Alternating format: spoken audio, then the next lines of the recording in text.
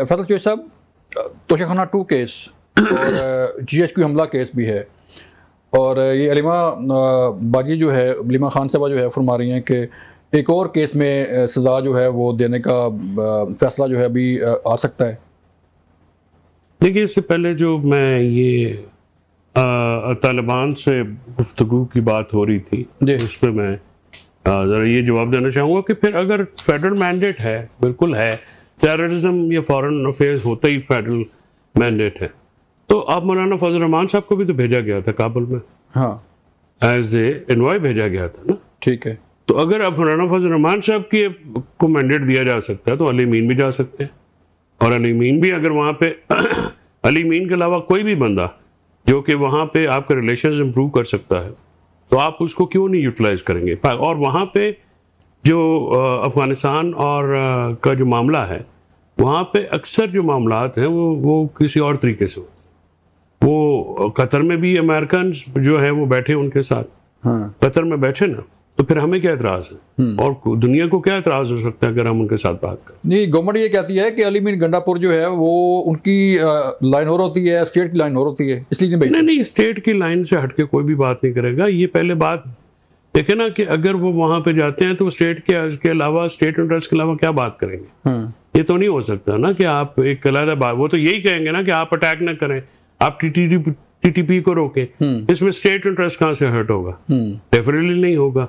अगर अली अमीन भी वहाँ पे जाते हैं तो अली अमीन के जो सूबा है जिसका वो चीफ एग्जीक्यूटिव है, तो हमारे लोग वहाँ पे शहीद हो रहे हैं ना, सिविलियन भी, पुलिस वाले भी, हमारे आर्मी वाले भी, हमारे FC वाले भी, हमारे दूसरे सारे लोग जो हैं, चाहते तो हो रही हैं, वो एक सूबा कंसेक्टिवली वो ब्लीड हो रहा है, ठीक है, TTP की तरफ से। तो अगर वहाँ पे जाके आप ये बात करें कि जी आप इनको रोकें या इनका अपना असर और रसूख इस्तेमाल करें, वहाँ पे एक ट्राइबल निज़ाम भी है, तो उस चीज़ को भी तो इस्तेमाल करना चाहिए। अब उसको आप पहले कहिए कि आप वहाँ पे जाके पता नहीं क्या बात करेंगे, तालिबान से यही कह रहे हैं ना TTP को हमले से रोकें, और क्या करेंगे कि जी आप अपनी सरजमीन इस्तेमाल, और अगर उनकी सरजमीन नहीं इस्तेमाल होती फिर TTP के हाइड आउट्स नहीं होंगे, फिर आपको कार्रवाई करना आसान होगी। तो इसलिए इसको इतना ज़्यादा जो है वो तो खुद जाने के लिए तैयार है ना, वो तो मैं खुद जाता हूँ, खान साहब ने हुक्म दिया, मैं जाता हूँ, मुज़ाकरात करता हूँ। वही तो मैं अर्ज कर रहा हूँ कि अगर वो जाते हैं, यही तो इतराज़ है। नहीं, तो अगर वो जाते हैं और वहाँ जाके ये बात करते हैं तो इसमें किसी को क्या एतराज़ हो सकता है? सर, एतराज़ जाने पे नहीं होगा शायद, वो तो जो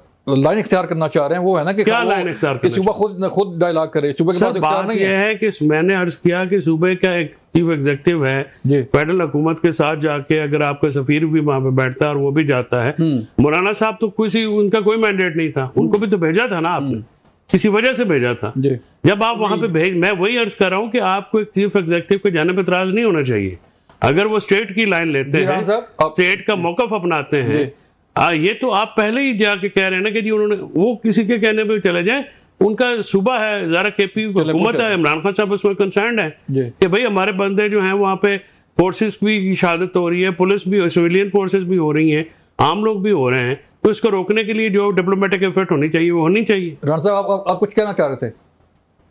नहीं, देखिए, इसमें ना कोई कंफ्यूजन नहीं होनी चाहिए। ये वफाकी हुकूमत जो है, अभी भी उन्होंने बिलावल साहब के साथ एक डेलीगेशन को नॉमिनेट किया, तो वफाक अपने किसी को भी नॉमिनेट कर सकती है कि वो फॉरेन पॉलिसी के ऊपर जाके as an envoy to the prime minister या एनवॉय टू द प्रेसिडेंट, या एक फॉरेन पॉलिसी के लिए वो वहां जाके किसी मुल्क में जाके बातचीत करें और जो स्टेट की लाइन है उसको टोकरें। इसमें कोई कबाहत नहीं है, लेकिन वो आपने देखी है कि आपकी आंखें खोलने के लिए काफी नहीं है। ये पूरा सिस्टम उन्होंने उसके ऊपर एक मोहर लगा दी कि ये सिस्टम जालसाजी पे, रिग्ड इलेक्शंस पे खड़ा है। सुने कि अलीमा खान को कैसे खबर होगी कि सजा हो जाएगी या फैसला आ रहा है? अलीमा खान को क्यों नहीं पता? अलीमा खान को नहीं पता कि आगे कौन सा यहाँ पे मेरिट किया जा रहा है? तो पिछला जो सजा हुई है वो मेरिट पे हुई है, तो आपने चैलेंज किया ना। और सर चैलेंज तो फिर आप बॉल को रास्ता चैलेंज तो करते हैं ना। अपील हुई है ना, अपील लगी है, लग जाएगी। नहीं, आपको पता है 5 और 7 साल की सजा एज ए राइट सस्पेंड होती है अपील में। पहला 426 के एप्लीकेशन में, वो टेक्निकल बात कर रहा हूँ कि जो सजा मुअत्तल होने की दरखास्त सबसे पहले सुनी जाती है। तो बुशरा बीबी की क्यों नहीं लगा रहे? क्योंकि बुशरा बीबी को भी इसमें सजा देनी है, इसमें सजा दे के उसको उधर से मान। ये सर, ये जो है ना, ये खेल ये हम देखते आए हैं, पाकिस्तान में हमेशा होता है गुजारिश है बड़ी सिंपल सी, अगर आपने निज़ाम को बर्बाद ही कर दिया, कौन सी अदालतें रह गई इस मुल्क में, कौन सी पार्लियामेंट रह गई है, कौन सा इदारा आपने छोड़ा है? सर, अभी तो फैसला नहीं हुआ ना, उस केस का फैसला हुआ है। तो मेरे से फैसला आज आपने आज रीमा बिल्कुल ठीक कह रही है, आज की तारीख में मैं लिख के देना को चाह रहा हूँ, ये फैसला भी इतना ही अपसर्ड होगा जितना होगा। वो फैसले तो आप लिखे हुए हैं, बस सुना नहीं होते। राना साहब, समाअत तो जारी है अभी, और वो चौधरी साहब जो है वो अदालती निज़ाम पे भी बात कर रहे हैं कि फैसला लिखा हुआ है, वही फैसला आएगा। देखिए, ये तो जो है जो गुड टू सी यू वाली अदालत थी वो बहुत अच्छी थी। अभी भी जब इनके कोई फेवर में आ जाता है तो बड़े खुश हो जाते हैं, जब इनके फेवर में नहीं आता तो ये कहते हैं अदालतें ठीक नहीं है। तो ये इल्जामात तो इनकी तरफ से अब ऑब्वियसली ये लगते रहेंगे जब तक इनके हक में फैसले नहीं आते। तो इनको आदत वो जरा बिगड़ी हुई थी, साकिब निसार का कोर्ट और उसके बाद जो दीगर चीफ जस्टिस आए वो इनके फेवर में थे, तो वो बहुत अच्छे थे।